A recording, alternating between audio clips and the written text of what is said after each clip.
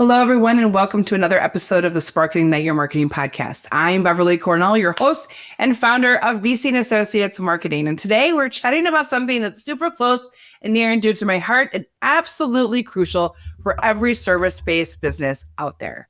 Building a brand that stands out in 2024. Picture us having a chat over coffee, diving into the secrets of branding that can transform your business. So grab your favorite beverage, get comfy, and let's jump in. We're going to start with understanding the basics of branding. Let me take you back a few years to when I first started my business or worked with a startup.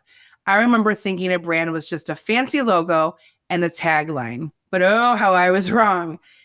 You know, your brand is the entire experience your customers have with your business. Think of it as the personality of your business and the way it makes people feel, the story that it tells, and the promise that it delivers. And in 2024, more than ever, it is more important that your brand needs to connect on a deeper and more emotional level. It needs to be authentic. And the only way that you can do that is to really be you. No bones about it. You've got to get in there and really be you, and sometimes be a little vulnerable and share some stuff about who you are, how you started your business, what you're struggling with, so that your customers can connect with you at a very different level. The second thing that's really important about your building a brand is knowing your audience. I once worked with a client who had an amazing service, but was struggling to find that connection with their audience. So we sat down and really dug in deep and tried to figure out who their ideal customers really were. We created detailed customer personas. We gave them names and even imagined their daily routines. Where did they hang out? What did they do for a living? What did their house look like? How many dogs did they have? How many kids did they have? What kind of college education did they have? How much money do they make? It was like getting to know new friends for them.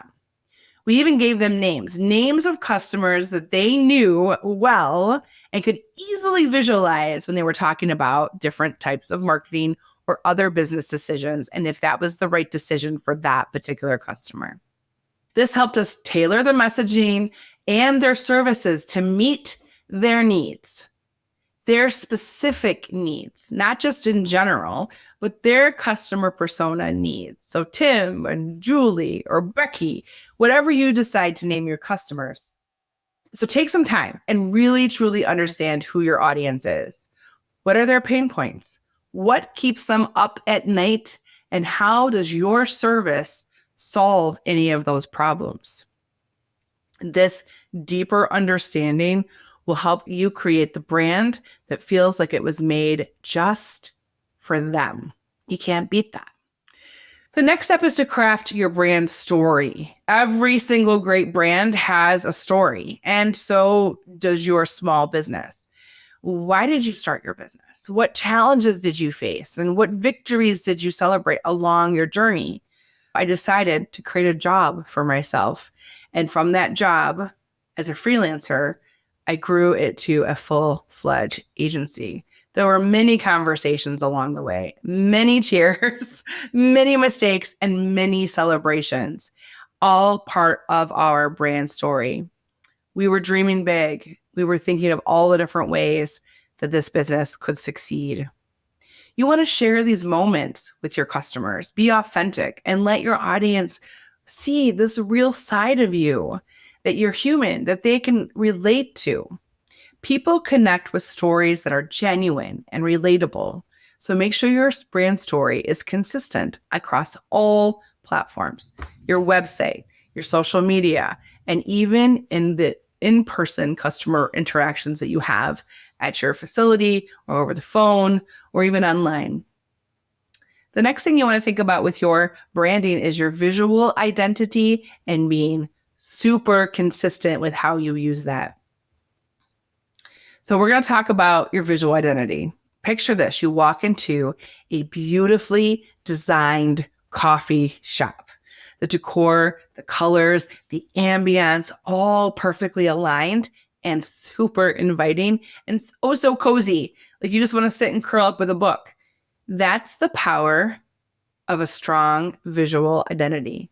Your logo, the color scheme, the fonts, the textures, and the overall design aesthetic should create a cohesive and professional look that builds recognition and trust for your business. In 2024, minimalistic and clean designs are trending, but the key here is to stay true to your brand's personality and use these elements consistently across all of your marketing materials, everything, including the design of your facility and where you work. Online, your packaging, your bags, everything should look and feel as though it is part of your brand. Number 5, building an online presence.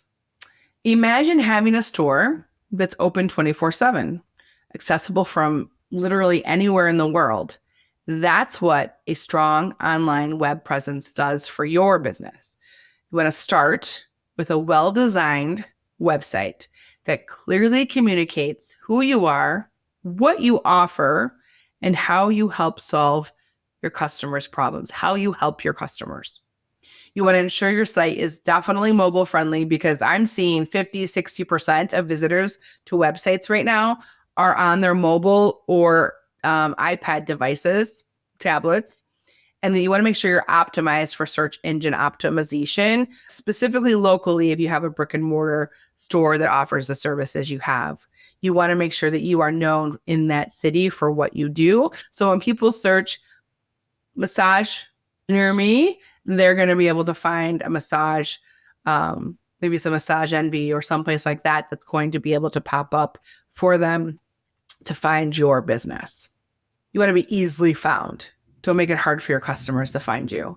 And don't forget to use social media. I know it can be a little bit time intensive and the algorithms change all the time, but you want to be active on platforms where your audience spends their time scrolling.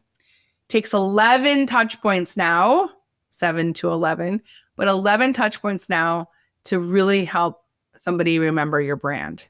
So you need to be consistent. Somebody said today on the podcast when I interviewed them, persistent, consistent, and relentless in making sure your message gets out there. But you want to share valuable content. You want to also make it entertaining and informational and educational. You want to engage with your followers. Don't just throw up those posts and not react and comment and create questions to engage with people. Go in other people's stuff in your community and engage as your business. You want to create a sense of community for your brand, and you want to showcase your specific expertise in the community and how you can help your customers. And you want to be you. You want to share your personality. So be human and be you on social media as well. Showcase your expertise and showcase your humanity.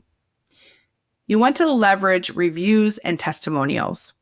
So let me tell you a story about one of our clients who he was a little hesitant to ask for reviews. So we encouraged them to reach out to their happy customers, and the results were amazing. There's lots of ways you can do reviews now. You can do it after a transaction, send an email, send a text. But you also can get like little placards to put it at the cash register that encourage people to review you now.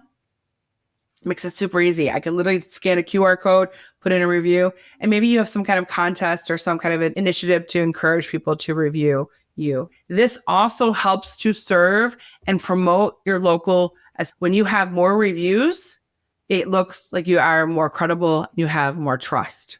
So after this customer reached out to their customers, positive reviews started pouring in, and they were building credibility and trust. So when people came to the website, or they came to the social media page, or they came to Google, they saw all of the customer loves that they had, helping them know they're making a good decision by purchasing from you, your services.